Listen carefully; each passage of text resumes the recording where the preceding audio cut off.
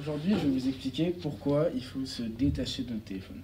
Déjà, le téléphone, c'est l'addiction. L'addiction, en moyenne, les Français passent 3h45 sur leur téléphone par jour. C'est ce qu'on appelle la nomophobie, c'est l'addiction au téléphone.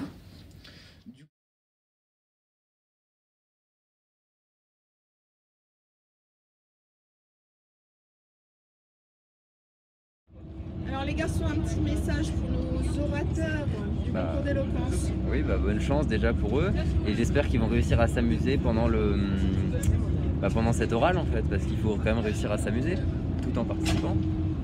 On a bien choisi notre personne parce que la personne qui a été choisie a beaucoup de charisme et donc va pouvoir bien nous représenter.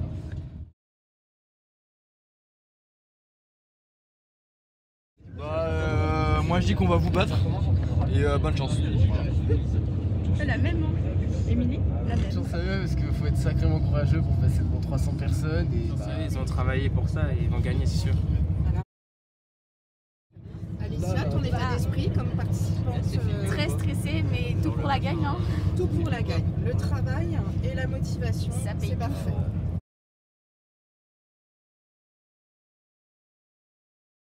Bonne chance. Okay. Voilà. Et toi, Chloé? Je leur souhaite de s'amuser et que le meilleur gagne. Bonne chance à vous et faites de votre mieux.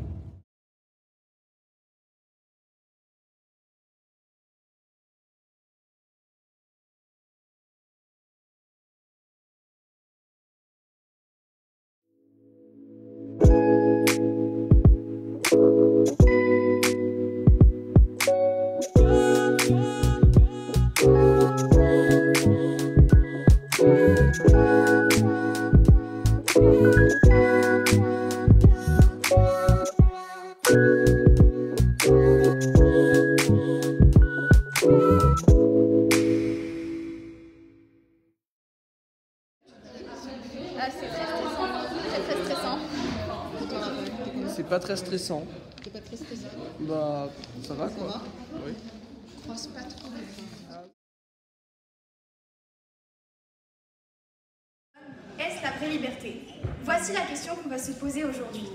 Tout d'abord, les téléphones provoquent chez l'être humain de l'addiction, de la manipulation, de la discrimination et pour notre planète de la pollution. En moyenne, un accident de route sur 10, dont 16% sont des accidents mortels, sont provoqués par un conducteur captivé par son téléphone. Mais imaginons, si j'éteignais ce téléphone, je pourrais à nouveau vivre ces mots, la socialisation, la création et la transmission. Je pourrais partager la même réalité, je pourrais partager le même moment avec les personnes qui m'entourent.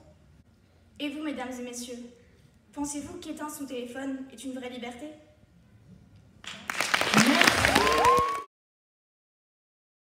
En fait, le temps, c'est un vrai problème dans notre société, c'est un vrai problème dans notre vie sociale. Soit on en manque, et c'est un problème, soit on en a trop, c'est trop long, par exemple dans certains cours à l'école, ou ailleurs d'ailleurs. Hein. Les réseaux sociaux ont permis de faire connaître de nombreuses associations. Des associations pour le climat, des associations qui sauvent des vies, des associations comme l'Oxfam, Un enfant par la main, Enfants du désert, qui, elles, sauvent des vies en contrepartie. Les associations ont toujours existé depuis la nuit des temps. Oui. Les réseaux sociaux n'ont rien changé. Les réseaux sociaux ont juste permis de démontrer, mais la télévision ou les journaux pourraient faire exactement la même chose. Alors que répondez-vous au fait que la principale source de revenus de toutes ces associations viennent de cagnottes lancées sur les réseaux sociaux et partagées dans les stories des utilisateurs? Vous avez des chiffres? Vous avez des chiffres? Oui, j'en ai.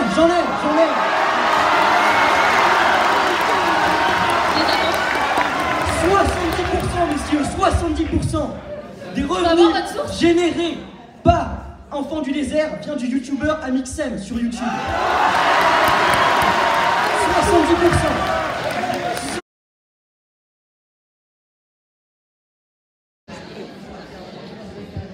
Bonjour. Alors, personnellement, je considère que les réseaux sociaux nous rendent malheureux car ils sont chronophages. Il est plutôt triste de vous dire que vous allez passer votre jeunesse derrière un écran et vous n'aurez aucun souvenir d'enfance à raconter à vos enfants, vous ne trouvez pas? n'importe quel téléphone ou réseaux sociaux, on peut limiter notre temps d'écran par jour, que ce soit d'1 heure ou 2 heures, ça dépend de nos envies, et même se fixer nous-mêmes un contrôle parental. Et si on se met à repousser ce contrôle parental comme on fait plusieurs fois, genre ça sonne au bout d'1 heure, ça vous rend encore 1 heure, etc. Là, ce n'est plus la faute des réseaux sociaux, mais de la personne en soi qui ne sait pas se réguler. Très bien. Allez, applaudis maintenant. Bravo à vous deux. Merci. Ouais, ça va,